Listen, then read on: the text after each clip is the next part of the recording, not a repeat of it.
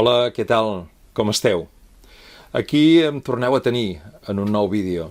Aquesta vegada és per parlar-vos d'una de les figures més importants de la història de la música, encara que per molta gent i moltes vegades no ho sembli.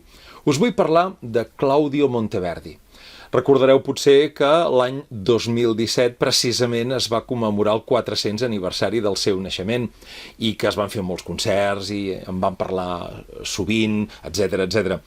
Recordo precisament que durant tota la meva vida, vinculat a la figura de Claudio Monteverdi, resseguint, investigant, llegint articles, estudiant les seves partitures, una de les coses que sempre m'havia causat una gran impressió eren els retrats que ens ensenyaven com a retrats de Claudio Monteverdi.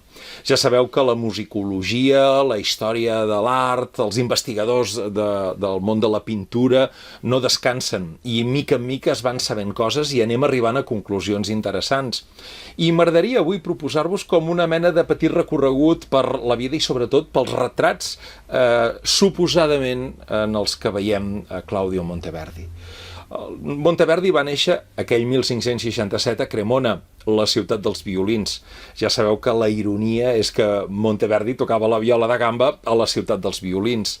Va ser alumne del mestre de capella de la catedral preciosa de Cremona, però ben aviat va trobar feina com a viola gambista i ben aviat com a director musical de la cort de Màntua.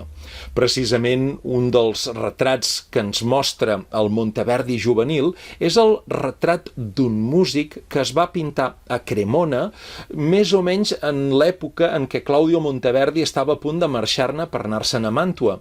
I el fet de veure un compositor, un músic tocant una viola de gamba i al seu darrere un violí ens fa pensar que podria ser aquesta persona, precisament Claudio Monteverdi.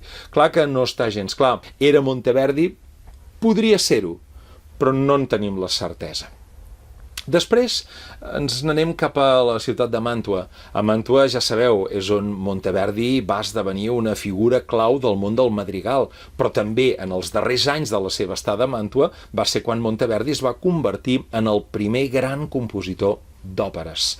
Va estrenar l'òpera L'Orfeo i l'any següent l'Arianna, en representacions privades per el duc de Màntua, el Vincenzo Gonzaga. Precisament va ser en aquest moment quan comença també la mala relació, quan mor aquest Vincenzo i el succeeix el seu fill, no tan interessat amb l'expressió musical, que sembla que va anar posant problemes a l'hora de pagar els sous en els músics. Alguns van marxar i el mateix Claudio Monteverdi, veient la inestabilitat que vivia a la cort de Màntua, finalment també el 1613 es va presentar i guanyar les oposicions per ser el mestre de capella de Sant Marc de Venècia. De l'etapa de Màntua conservem el retrat d'un actor de teatre, que és un retrat que avui es conserva a l'Ermitage de Sant Petersburg, que com que es va pintar a Màntua una mica després que Monteverdi en marxés, de fet Monteverdi en marxa el 1613 i aquest quadre és de 1620-22, automàticament per les similituds físiques del retratat en aquest quadre, es va dir que era Claudio Monteverdi, però res no quadra. Primer, Monteverdi ja no era a Màntua. Segon, en aquell moment Monteverdi no era un home tan gran com el que apareix en aquest quadre. I tercer, Monteverdi estava a Venècia. Aleshores sí que a Venècia ens trobarem el que és els que són, hauríem de dir, els primers retrats reals de Claudio Monteverdi. I qui va pintar a Venècia Monteverdi va ser un pintor que venia de Gènova.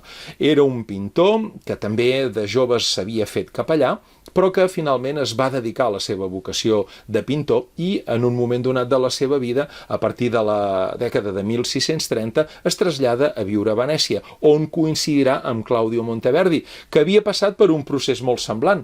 Monteverdi venia de Màntua i quan arriba a Venècia ja era vidu i per tant decideix tirar endavant amb la seva vocació religiosa i esdevindrà sacerdot, el mateix que li havia passat al pintor Bernardo Strozzi. Bernardo Strozzi va fer un primer retrat de Monteverdi l'any 1633 i després faria el retrat definitiu el 1640. Els dos retrats tenen moltes semblances, encara ara que, més enllà de l'angle, el retrat, l'aspecte, la roba, fins i tot la llum que dibuixa al darrere del compositor, siguin molt i molt semblants i que sembli doncs, veritablement un còpia de l'altre. La versió de 1640 és la que coneixem tots, és la que s'ha divulgat i és la versió que sempre apareix. Potser us haurà sorprès precisament descobrir la versió del 1633. Bé, i després de veure quina cara feia Claudio Monteverdi, avui us vull proposar l'audició d'una producció d'una de les seves 3 òperes.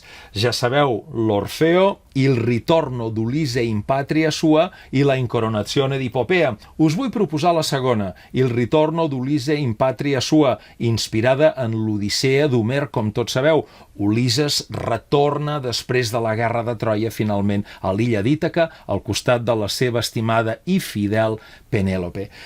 La història és una història preciosa. Aquí la gràcia és com Monteverdi la desplega, a partir d'un pròleg en què els déus se n'enriuen de la fragilitat humana. Consideren que els humans són fràgils perquè la nostra vida s'acaba. Per tant, tenim una caducitat en el temps i això ens fa fràgils. I a partir d'aquí, la història de Penèlope i d'Ulisses ens parla precisament dels amors, dels desamors, de les ambicions i de les fidelitats. Una història, en definitiva, de la sensibilitat i la fragilitat humana. No espereu grans àries, no espereu grans cantants, que sí que ho són, però sobretot d'aquella època en què es va fer la producció de 1979 que Nikolaus Harnoncourt va dirigir a l'Òpera de Zúrich. Als anys 80 aquestes produccions van ser una autèntica delícia per totes les persones que venim de la interpretació amb criteris històrics. Harnoncourt va fer un treball preciós amb la col·laboració del director escènic Jean-Pierre Ponel.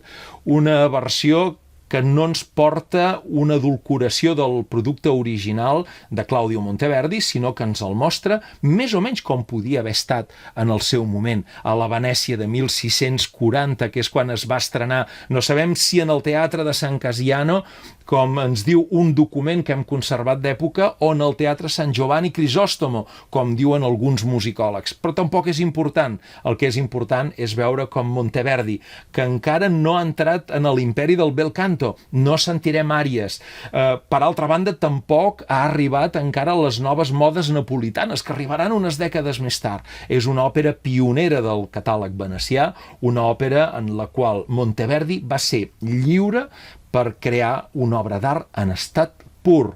Lletra, música i escena, veureu que es fusionen fent un producte que, més enllà de l'espectacularitat musical, estem parlant de Monteverdi i de 1640, el que és realment molt bonic és com la història i la música ens captiven i ens fan pensar.